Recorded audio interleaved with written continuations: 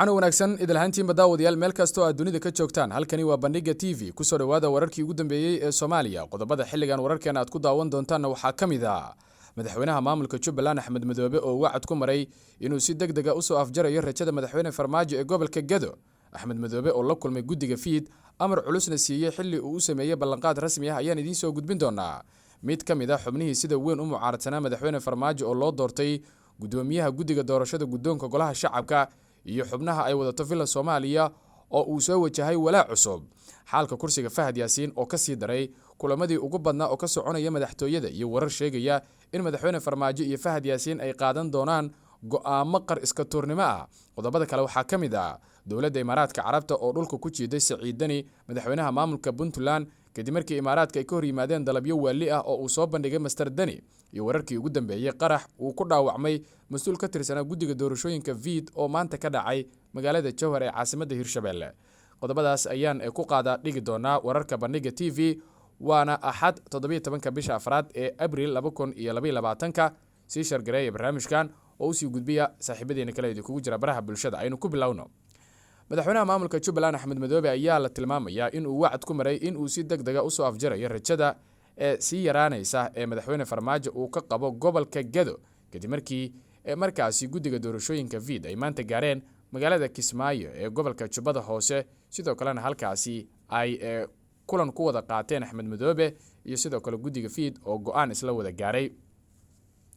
madaxweynaha dowlad goboleedka Jubbaland Axmed Maxamed Salaam Axmed Madoobe ayaa xarunta madaxtooyada ee magaalada Kismaayo ku qaabilay wafdi uu hogaaminayo gudoomiyaha guddiga doorashooyinka heer federaal Muuse Geelle Yuusuf oo ay weheliyaan guddiyada kala duwan ee doorashooyinka kulanka ayaa lagaga hadlay qabsoomida doorashada deegaan doorashada labaad ee Jubbaland ee magaalada Ceelwaaq oo ay taalo 16 kursi iyo sidii loo dardargelin lahaa arintaasi madaxweyne Axmed Madoobe ayaa u ballan qaaday in Jubbaland ay diyaar u tahay wixii taageero ah oo ay guddiyada uga baahan yihiin intii ay socdaan doorashooyinka xubnaha guddigan doorashooyinka heer federaal iyo heer dowlad goboleed ee Jubbaland ayaa maalinta Talaadada ah ee toddobaadkan waxay tagi doonaan degmada Ceelwaaq halkaas oo lagu qabanayo doorashada 16 kursi guddiga doorashada ayaa dhawaan go'aan ku gaaray in Garbahaare laga wareejiyo doorashada maadaama amni ahaan ay gacanta ku hayaan maamulka soo horjeeda Jubbaland oo diidan in guddiga doorashada halkaas ay tagaan bishan gudaheeda ayaa la filayaa in xildhibaanada lagu soo doorto Ceelwaaq lagu dhaariyo magaalada Muqdisho ee caasimadda Soomaaliya inkastoo kooxda madaxweyne Farmaajo ay iyaguna wadaan doorasho kale oo lagu qabanayo Garbahaare taas oo aysan goobjoog ka ahayn guddiga doorashada haba yaraatee VID ama SID midkood Axmed Madoobe waxaa laga soo xigtay in uu shaaciyay in uu doonayo in uu markaasi soo afjaro rajada ee markaasi sii dhimanaysa ee madaxweyne Farmaajo uu ka leeyahay gobolka Gedo gaar ahaan kuraasta ee gobolkaasi madaxweyne Farmaajo ayaa lagu xasuustaa in uu aad markaasi ugu dhagay ama uu ugu mintiday kuraasta 16 ah ee Garbahaare waxaana la xasuustaa in markaasi heshiisyadii doorashada markaasi lagu kala kici jiray arrintaani ay markaasi ugu weyneed balse madaxweyne Farmaajo ayaa hadda markaasi si fudud loo dhaafsiinaya kuraasta taala gobolkaasi dhinaca kale magaalada Muqdisho maanta waxaa kulan ku yeeshay xubnaha loo xil saaray in ay markaa qabanqaabiyaan doorashada guddoonka golaha shacabka ee baarlamaanka ee federaalka ah ee Soomaaliya xubnaha guddiga qabanqaabada ee loo xil saaray doorashada guddoonka golaha shacabka ee Soomaaliya ayaa kulankoodii maanta waxa ay markaasi iska dhex doorteen gudoomiye iyo sidoo kale xoghaye gudoomiyaha guddiga ayaa waxaa loo doortay xildhibaan Cabdirasaaq Cumar Maxamed oo helay 5 cod kaas oo deegaan doorashadiisu ay tahay Hirshabelle gaar ahaan magaalada Beledweyne Cabdirasaaq oo kamid ahaa xubnaha mucaaradka weyn ku ah madaxweyne Farmaajo ayaa hogaamin doona doorashada gudoomiyaha cusub ee golaha shacabka iyo ku-xigeenadiisa oo dhawaan la qabanayo sidoo kale xogayaha guddiga qabanqaabada doorashada ayaa waxaa isna loo doortay xildhibaan Maxamed Abuukar Cabdi oo helay 4 cod madasha ay codeynta ka dhacday ayaa waxaa goobjoog ahaa gudoomiyaha kumeel gaarka ah ee golaha shacabka Cabdisalaan Dhabancad iyo xogayaha joogtada ah ee golaha shacabka Cabdikariin Buux doorashada guddoonka cusub ee baarlamaanka ayaa lagu wadaa in maalmaha soo socda la qabto iyada oo shalay la magacaabay guddiga qabanqaabada oo ka kooban ilaa iyo 10 qof si kastaba doorashadan oo si weyn loogu hardami doono ayaa muhiim u ah doorashada madaxweynaha ee 4 sano ee soo socota taasi oo markaasi loo geli doono loolan cusub iyo markaa hardan aad u adag, waana mid ka mid ah doorashooyinka ugu xiisaha badan ee markaasi sanadahan la filayo in markaa dalka ay ka dhacaan. waaga qaybaha dhexe ayaad la socotaan. kursiga Fahad Yaasiin xaalkiisu waxa uu marayaa meeshii ugu dambeysay,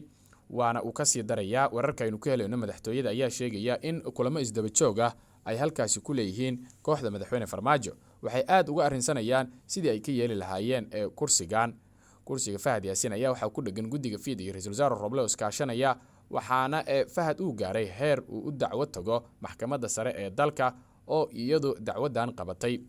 balse dacwadaas ayaa waxa markaasi ka soo jawaabay garyaqaanka guud ee dowladda. waxaa wejigabax la kulmay Fahad Yaasiin oo markaasi hadda rajadiisu ay sii yaraanayso maadaama war uusan ku farxin uu soo saaray garyaqaanka guud ee dowladda. xafiiska garyaqaanka guud ee dowladda federaalk Soomaaliya oo qoraal u diray maxkamadda sare ee dalka ayaa ayiday amaba taageeray hakinta lagu sameeyay kursiga Hob 86 ee Fahad Yaasiin.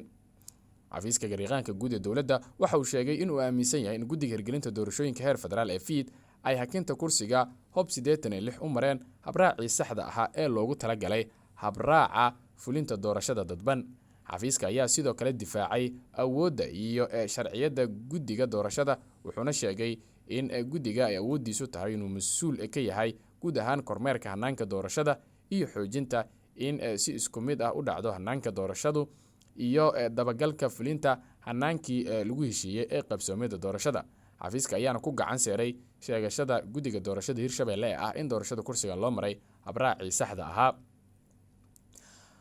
qoraalkan ka soo baxay garyaqaanka guud ee dowladda waxa uu dhaawac weyn u geystay rajadii uu qabay Fahad Yaasiin oo markaasi rajaynayay in ugu yaraan kursigan maxkamaddu markaa ay u xugmin doonto, balse waa la sii ogyahay in maxkamaddu ay soo saari doonto go'aan markaa u muuqda mid ka farxin kara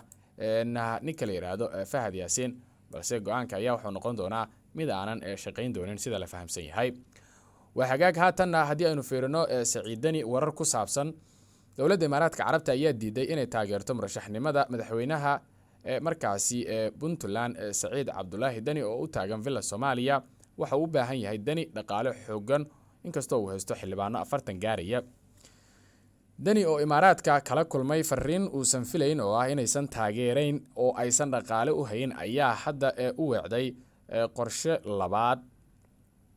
isaga oo xubno u dhow ama uu ku dhow oo wasiiradiisa ka tirsan u diray magaalada London ee dalka UK. safarka wasiirada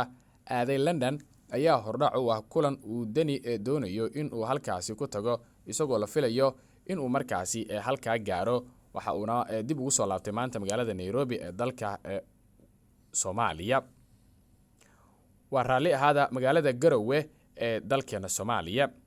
Dani ayaa la filayaa in uu London kula kulmo shirkad shidaal oo uu ka beecinayo ceelal shidaal oo Puntland ku yaala, isaga oo warqad ogolaansho ah ka qortay ra'iisul wasaare Roble, taasi oo dhigaysa in uu u madax banaaneeyay in uu heshiis hordhac ah la gaari karo shirkadaha shidaalka. haddii shirkadahaasi ay aqbalaan soo jeedinta Dani, waxay bixin karaan lacag horumaris ah oo gaaraysa $5 milyan si uu doorashada xilka madaxweynaha ugu bixiyo. doorashada Soomaaliya ee sanadkan ayaa la filayaa inay noqoto tan ugu qarashka badan, iyada oo warar qaar ay sheegayaan madaxweyne Farmaajo haysto lacag 20 milyan gaaraysa. Dani ayaa waxa cadaadis xoog leh kaga imaanaya siyaasiyiinta markaasi ka soo jeeda deegaankiisa oo ku eedeynaya in uu markaa ku fashilmay hogaaminta maamulka. sidoo kale waxa ay dalbanayaan in uu iska casilo xilka maamulka ee Puntland, inkastoo Saciid Dani arrintaasi uu diidan yahay. ugu dambeyntiina xubin ka tirsan guddiga doorashada heer federaal ayaa ka badbaaday weerar qarax miino oo loo adeegsaday oo lagula beegsaday duleedka magaalada Jowhar. Mahad Cumar Cabdi oo ka tirsan xubnaha guddiga doorashooyinka VID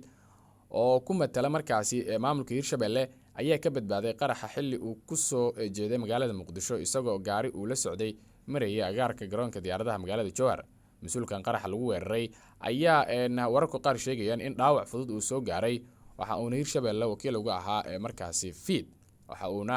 ka mid yahay xubnaha ku dhow ee la shaqeeya gudoomiyaha guddiga VID Muuse Geele. qaraxa ayaa haleelay gaari uu la socday, iyadoo ay ku dhinteen 2 askari oo markaasi ilaalo u ahayd. waxaana soconaya